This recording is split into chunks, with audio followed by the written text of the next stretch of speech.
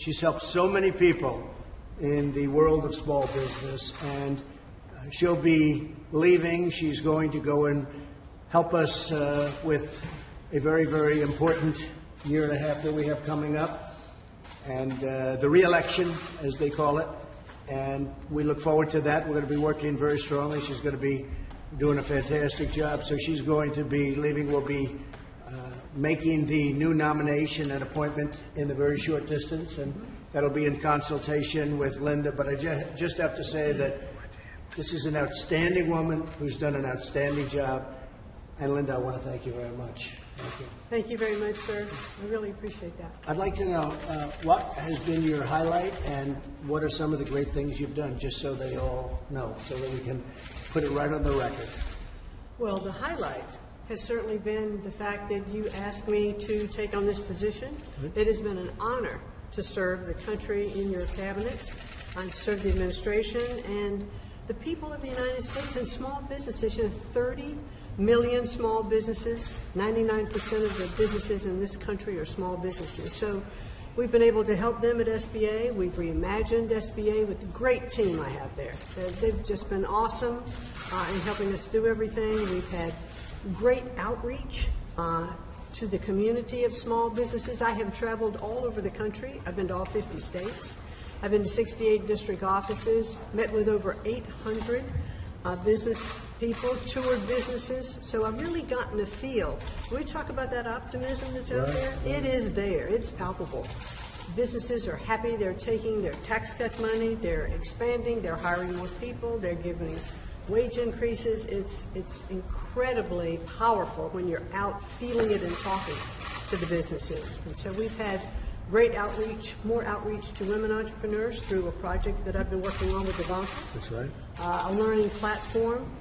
We took your salary that you donated, and we've developed a pilot program for our vets. Good. And we've been working really closely with Sonny Perdue and USDA to go out to the rural prosperity order that you put in place. And I can tell you one thing that not many people know about SBA is how we move in when there is a natural disaster. And I want to thank you for letting me go with you to Houston and Puerto Rico in my hometown of New Bern, North Carolina, and I got to see firsthand what it's like when the commander-in-chief is on the ground and the folks know that that you're attending to them. And so I want to thank you again for serving. It's been an honor and a privilege, and thank my great team at SBA because they are awesome. Thank you very much. Thank you, sir. I do have to say that I witnessed firsthand during the hurricanes, because we had numerous hurricanes and they were big, and tornadoes.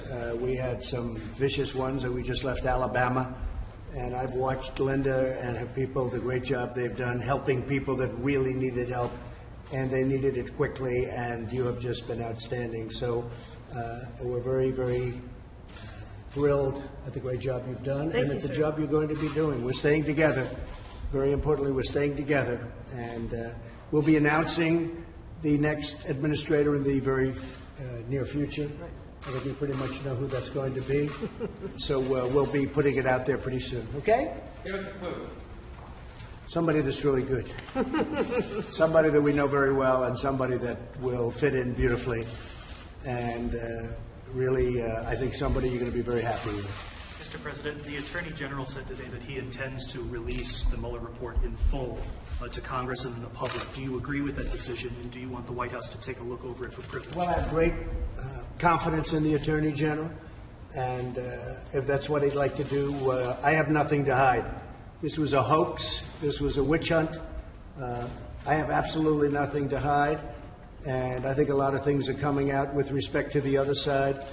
But I have a lot of confidence in the Attorney General. Mr. President, are you going to be talking to President Putin about Venezuela? We will probably be talking at some point. We're looking at Venezuela. Venezuela right now is a big fat mess. The electricity's gone, power's gone, fuel is gone, gasoline for cars is gone. They have a lot of electric cars. That's all gone because they have no electric. They have nothing. What a job. When we talk about socialism, take a look at Venezuela. So I'll be talking about to a lot of people, perhaps President Putin, perhaps President Xi of China. My people right now are in China. We're negotiating the trade deal. We'll see what happens, but we're doing very well. How did those So, round of talks go? I think it's going very well. I mean, the trade deal is going very well. We'll see what happens, but it's going very well. They're in China right now, the highest level of our people, meeting with their people. Then they'll be coming back here for another round. It's a very comprehensive, to use a word that some people like, some people don't like. I think it's okay, but it is a very comprehensive, very detailed enlisting of problems that we've had with China over the years, and it's going to have to be a great deal. If it's not a great deal, we can't do it. We can't do it. Do you plan to name a new defense secretary soon? I'm very happy with Pat Shanahan. I think he's done a really great job. We knocked out the caliphate. We have now, if you look at Syria, what happened in a very, very short period of time, far shorter than people said it was even possible. We're working together very well on the wall and on the border. I'm very upset with Mexico. I think Mexico is doing a lot of talking. They have the strongest immigration laws anywhere in the world. They probably have the strongest. And we have the worst. We have the weakest, the most pathetic, the most laughed at immigration laws anywhere in the world. They're the Democrats' laws. And I got stuck with them. And I hope Congress is going to change them rapidly. They have a lot of opposition from Democrats, not because the Democrats don't think they'd be right in changing them, just because they don't want to make anybody look good. They want any victories. We have 2 brand new caravans coming up, if you can believe it, 2 big ones, and they're coming up. And Mexico could stop them very easily. Mexico has a trade surplus with the United States for many years of $100 billion a year at least. This is for many years. Mexico has taken a big portion of our car business. Mexico is doing very well because of the United States, and frankly, they have to stop the illegal immigration. We've run out of room. We have this ridiculous catch and release program where you catch them and then you're supposed to release them, and you release them into our country. And we've been very, very tough, and the Border Patrol has been incredible. I have to tell you, the people in the Border Patrol, the job they do is unbelievable. ICE, the same thing, and law enforcement. But Mexico is going to have to do something, otherwise I'm closing the border.